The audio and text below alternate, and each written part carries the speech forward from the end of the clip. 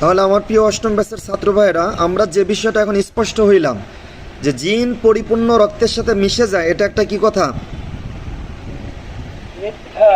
মিথ্যা, ধোঁকাবাজি, তাদের চিকিৎসা জ্ঞানের অভাব, চিকিৎসা বিদ্যার।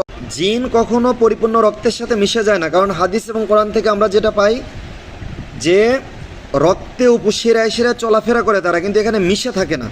যেমনভাবে এক্সাম্পল হলো কি, যে পানিতে কেউ যদি নদীতে সাঁতার কাটে, উঠে আসার পরেও পানি কিছু সময় নড়াচড়া করে, তো যখন মানুষের শরীরে জিন প্রবেশ করে, জাদু প্রয়োগ করা হয়, এই জাদুর প্রভাবে তার শরীর ব্যথা হবে, শরীরের মধ্যে জ্বালা পোড়া, মাথা ভারী হয়ে থাকা, ব্যথা হয়ে থাকা। তার মানে এই নয় যে তার রক্তের সাথে জিন মিশে গিয়েছে, মূলত তার শরীরে কিছু জাদুর প্রভাব রয়েছে, এ কারণে এটা হচ্ছে। এতটুকু কথা কি সবাইকে বুঝতে পেরে? জি, শুকরিয়া, আলহামদুলিল্লাহ।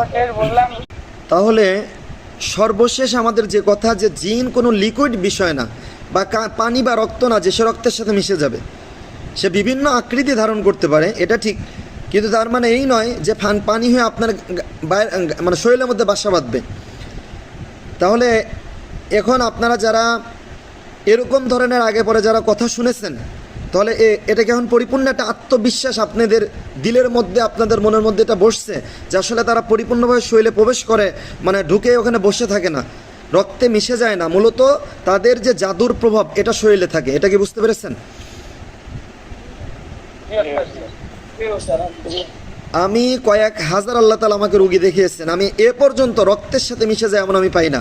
অথচ কঠিন ভয়ঙ্কর 10 জন 15 জন 20 বছর 41 বছর স্বাধীনের আগে থেকে রুগী অসুস্থ, এমন রুগী সুস্থ আলহামদুলিল্লাহ। কেউ যদি এমন কথা বলে আপনারা কি বলবেন? বুঝতে পেরেছেন তো নাকি?